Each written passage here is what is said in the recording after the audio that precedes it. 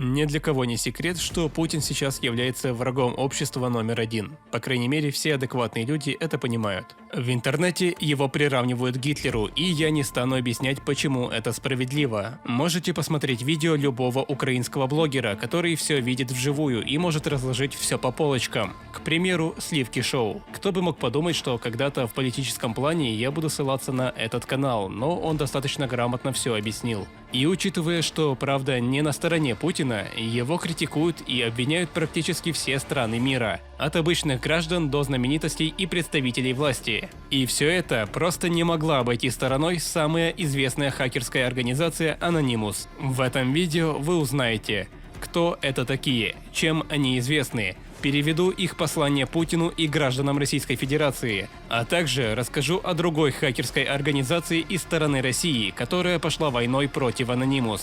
Слушайте внимательно, будет занимательно. И, конечно, нет войне.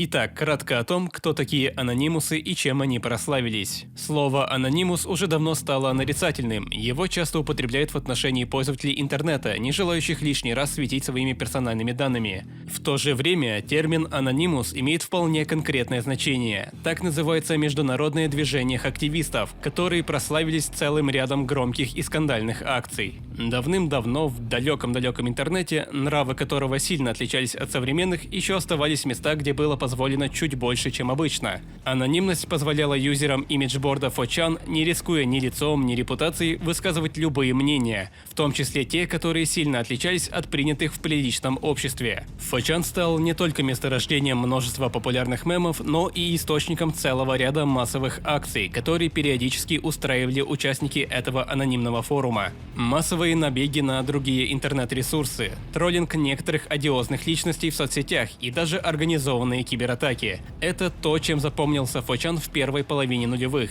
Именно здесь и зародились Anonymous – международное движение активистов, или как их еще называют, хактивистов. Это разразненные группы активистов, выступающие в первую очередь против цензуры в интернете и за свободное распространение контента. Несмотря на то, что сам исторический момент появления Anonymous достоверно проследить сейчас довольно непросто, интернет-археологи относят его к 2003 году, внешний антураж движения хорошо известен всем и каждому. По крайней мере, маска Гая Фокса с прищуренными глазами и тонкими усиками – еще один чрезвычайно распространенный мем, известный, пожалуй, абсолютно всем и каждому.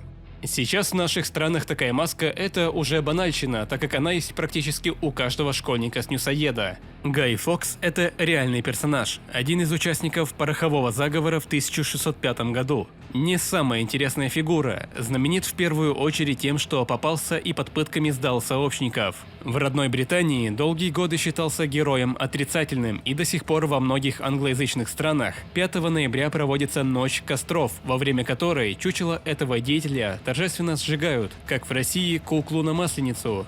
Маска Гая Фокса в современном виде появилась благодаря графической новелле «В значит Вендетта», изданной в 1980-е годы в США.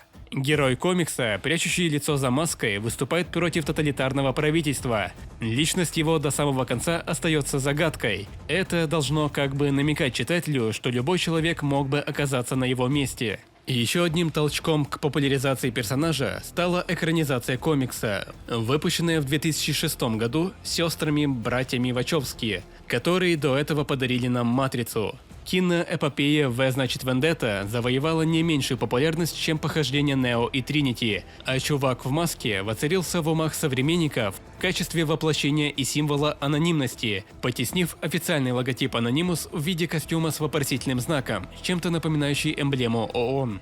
За всю историю своего существования Anonymous прославились множеством громких скандалов и выходок, добавивших работы политикам, правоохранителям и, разумеется, журналистам. Если перечислять все, не хватит объема большой советской энциклопедии, потому давайте вспомним самые масштабные и резонансные из них. И, конечно, в конце перейдем к их новой войне, а если быть точнее, против Путина. Одной из первых акций Anonymous стала кампания против церкви саентологии в США в 2008 году. И без того скандальная организация, постоянно всплывающая в массовой культуре, привлекла к себе внимание активистов требованием убрать из сети интервью с Томом Крузом. Расценив это как форму цензуры, анонимусы обрушили свой гнев на организацию Рона Хаббарда. Последовали взломы сайтов, призывы к правительству США лишить саентологов налоговых льгот и уличные демонстрации по всему миру. Отличительной особенностью этих акций стали костюмы протестующих. Здесь-то и пригодилась упомянутая ранее маска Гая Фокса.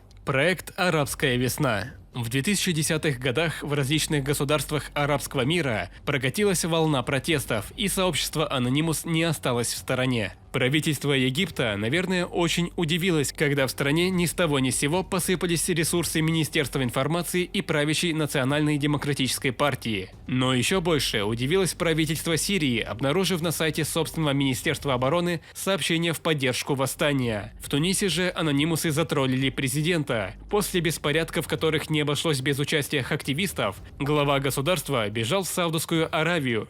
Операция «Расплата». В том же 2010 году, в ответ на очередную попытку прикрыть торрент-трекер The Pirate Bay, анонимы обрушили сайты Бюро авторского права США, Американской ассоциации звукозаписывающих компаний и личную страницу Джина Симмонса, басиста группы Kiss. Последний отличился тем, что в интервью сравнил пиратов с нацистами, призвал правоохранителей устраивать на них облавы и конфисковать имущество. Скандал разгорелся с новой силой, когда в дело вмешалась политика. В 2010 году Джулиану Ассанжу, основателю WikiLeaks, было предъявлено обвинение в изнасиловании. Anonymous усмотрели в этом травлю Ассанжа из-за его деятельности, а значит, очередное проявление цензуры в интернете. Карающая длань анонимусов обрушилась на платежные системы, которые заморозили пожертвования для сайта WikiLeaks и личные счета его руководителя. В неравном бою пали PayPal, Visa, MasterCard, банк PostFinance, сайты шведского правительства и прокуратуры, личные страницы сенатора Джо Либермана и бывшего губернатора Аляски Сары Пейлин. Пострадал даже адвокат со стороны обвинения. Операция Darknet.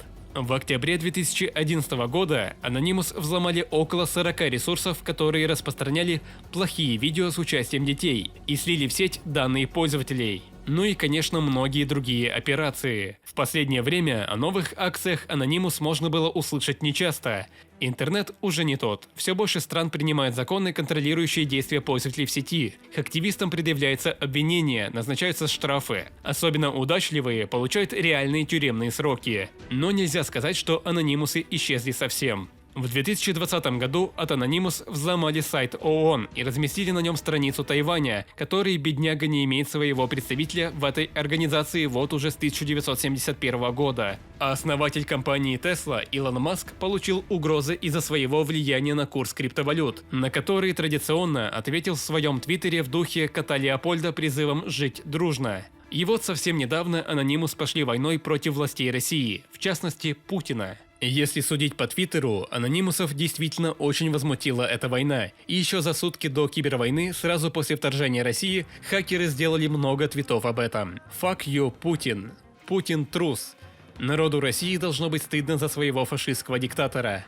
«Да пошел ты, Путин». Уже на русском языке.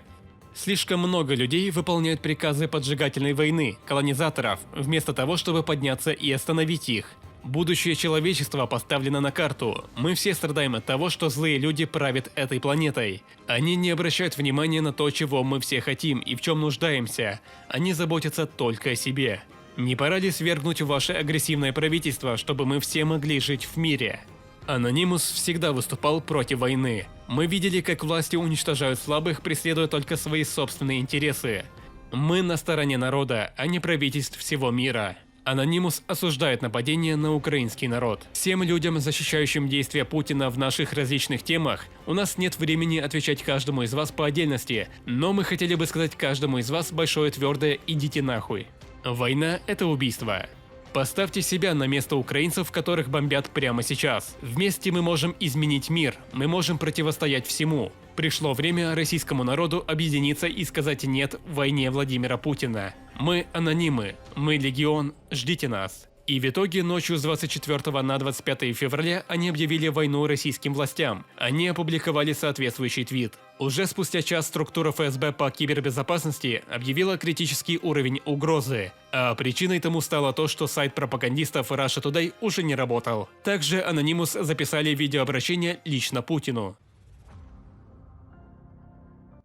Приветствуем вас, президент России Владимир Путин. Мы очень ждали, когда вы дадите ответ на наш последний запрос. Но вы тянете резину, поэтому мы теряем терпение. Похоже, вы приняли решение игнорировать нас. Поэтому мы решили провести операцию специально для вас. Своего рода подарок. Вы, наверное, помните, как в 2018 году наша группировка взломала сайт Роскомнадзора. Мистер Путин, вы помните, как проиграли Афганистану? Теперь группировка Anonymous слила данные с сайта Минобороны России. Эта база содержала адреса электронной почты и пароли. И теперь все это в открытом доступе в Твиттере. Ваша недавняя попытка угрожать Финляндии и Швеции постыдна. Вы угрожаете этим странам, если они присоединятся к НАТО. Сегодня мы положили сайты Федеральной антимонопольной службы, Кремля, Russia Today и многие другие сайты, связанные с российским правительством. Это простое совпадение, Владимир Путин? Anonymous так не считает. Мы планируем раскрыть то, что годами было скрыто. Сила Anonymous обрушится на вас и ваших коррумпированных прихвостней.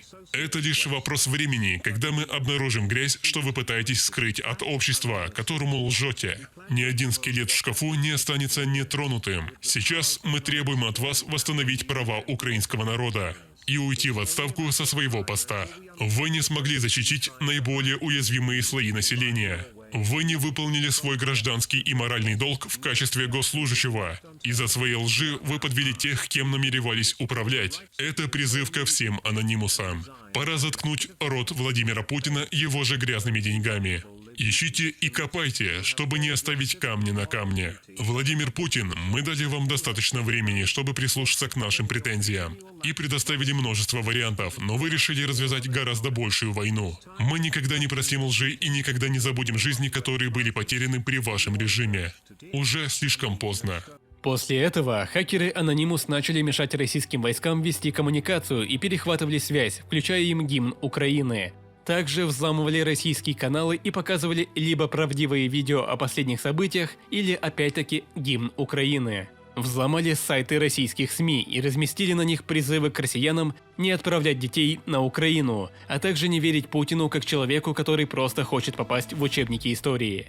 Дорогие граждане, призываем вас прекратить это безумие. Не отправляйте своих сыновей и мужей на верную смерть. Путин заставляет нас врать и подвергает опасности. Нас изолировали от всего мира, перестали покупать нефть и газ. Через несколько лет мы будем жить как в Северной Корее. Для чего это нам? Чтобы Путин попал в учебники? Это не наша война. Остановим его. Это сообщение удалят, а некоторых из нас уволят или даже посадят. Но мы не можем больше этого терпеть. Неравнодушные журналисты России. При этом не обошлось без фейков. Было выложено видео, где анонимусы якобы обещают 3 марта опустошить счета россиян и направить их Украине. Видео разлетелось, однако очень быстро вышло опровержение от самих анонимусов, которые добавили, что они воюют не с людьми, а с правительством. После этого в интернете появилось обращение хакерской группировки Killnet к гражданам Российской Федерации и стран СНГ.